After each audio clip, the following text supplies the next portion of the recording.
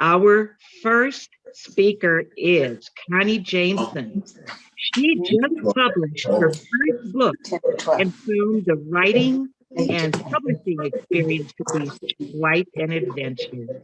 She has many ideas and materials for future projects. So, who knows?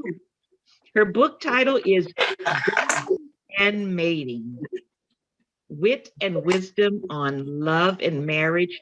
Please welcome qualified speaker and distinguished Toastmaster, Connie Jameson. Everyone, please mute your audio except Connie.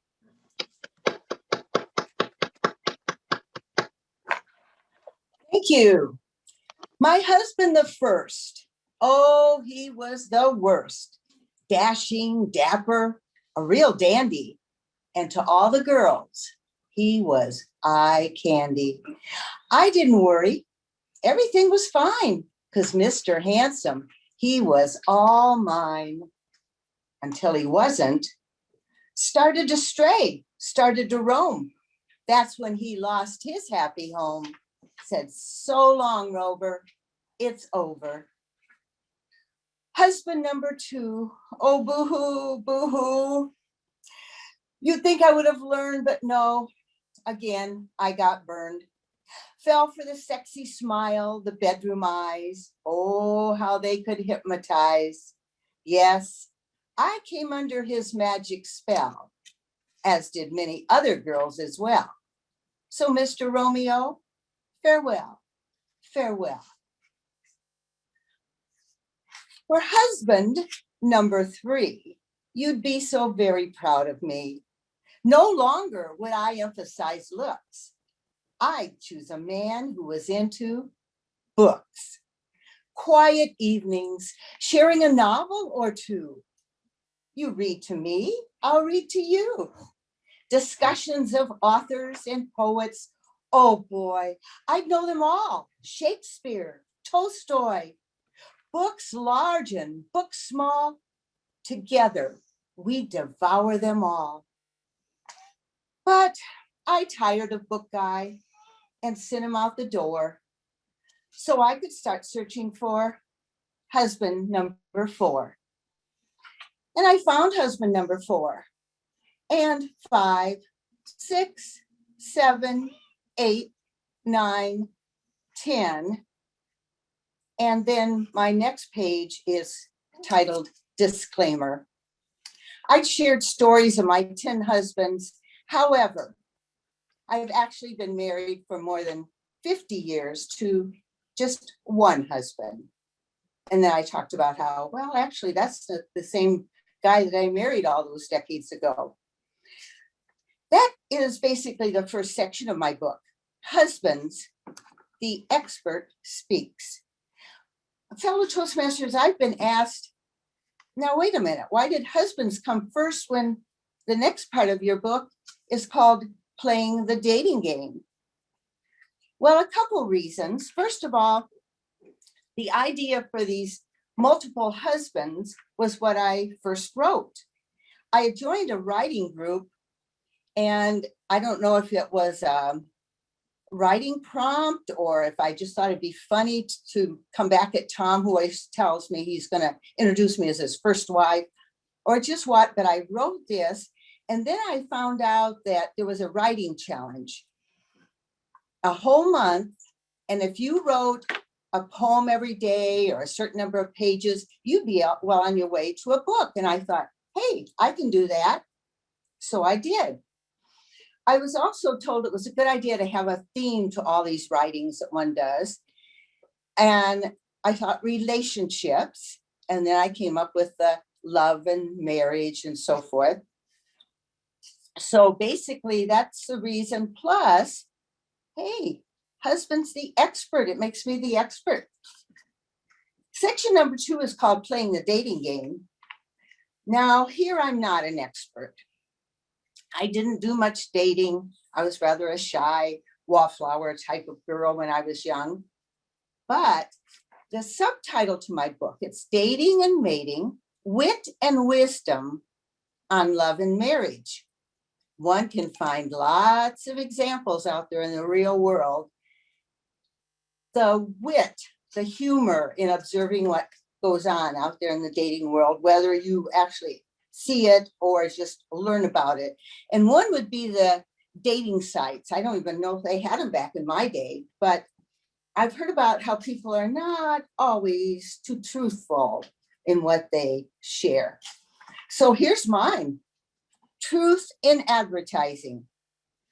Attractive female loves to dress in style, enjoy shopping at exclusive stores for latest fashions and accessories, seeks a very wealthy man who would love to show off an attractive, gorgeously dressed wife at fine restaurants, cruises, and resorts. Or handsome athletic guy loves watching all types of sports on TV with his buddies. Seek sexy young female with background as waitress and or barmaid, specially skilled at serving beer. Or handsome gentleman with amazing, extensive list of accomplishments, including, but certainly not limited to, worldwide travels, business dealings, philanthropic good deeds, educational degrees, etc., etc., etc. Seeks attractive, quiet, good listener. That's an example from the second section called Playing the Dating Game. Then we move into Tying the Knot and Beyond. Now there's my area of expertise.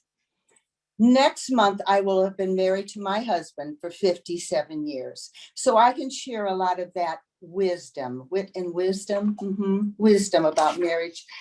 One of the poems here, or it's not really a poem, but one of the parts that I especially care a lot about is this message. It's called But. As newlyweds, we had dreams of fun adventures, adventures that were postponed due to having our children. We haven't gone on all those ocean cruises, but we've had lots of splashy fun at bath time.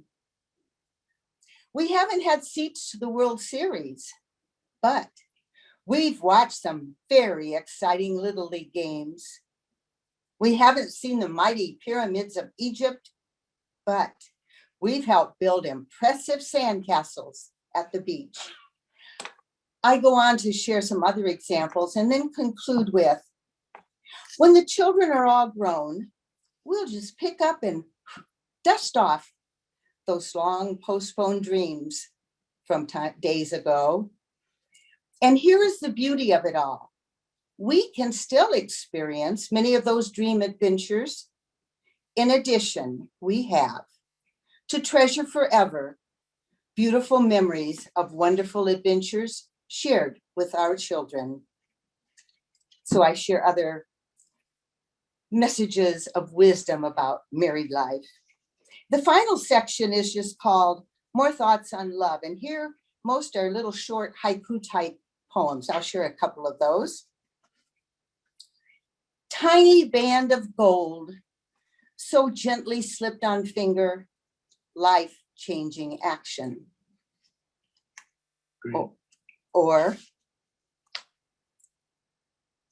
hey, Cupid, what's wrong? I'm still waiting for my man. Asleep on the job? And one more. Husband arrives late, meal on table growing cold. Praise for good excuse. So this is my book about dating and mating. And I found that I've been asked, well, why did you write it or whatever? But I think basically one part is the satisfaction of saying, hey, I did it. So many of us, I think about, dream about being an author. And it's not easy, the writing and the publishing, et cetera, but hey, I did it. Secondly, what I've enjoyed about Toastmasters is it's been an avenue of creativity. I love working with words. I love having a catchy opening to a speech. And all of this goes into the writing. I have fun with words, working with words, having clever messages and approaches to writing. And then there are the connections.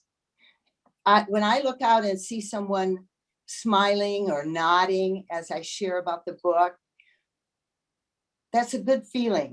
I can share information, I can share ideas, possibly influence someone through my writing, perhaps lead to discussions, people having discussions, sharing my wisdom. And also I love to continue to learn. And one certainly learns in publishing a book. I've learned a lot, and I find there's so much more I have to learn. Ideas, most of my ideas come from real life, from the wit and wisdom I see out there as I observe people around me. And I know there'll be more books because there's a lot that I have notes on and are almost ready to go for it. I hope you go for it and give this book writing a try. I found it to be very rewarding. Madam Toastmaster. Thank you, Connie. Let's give her a round of applause and maybe a standing ovation. All right. Okay. And if you stay till the end, Connie may be one of those presenters who has a virtual raffle ticket for one of you in the audience to receive that book.